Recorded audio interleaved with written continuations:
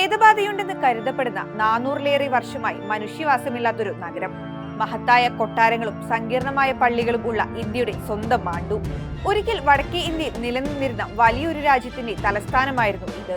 മുഗൾ രാജാക്കന്മാർ ഡൽഹി പിടിച്ചടക്കിയ കാലമാണ് മാണ്ടുവിന്റെ സുവർണകാലം.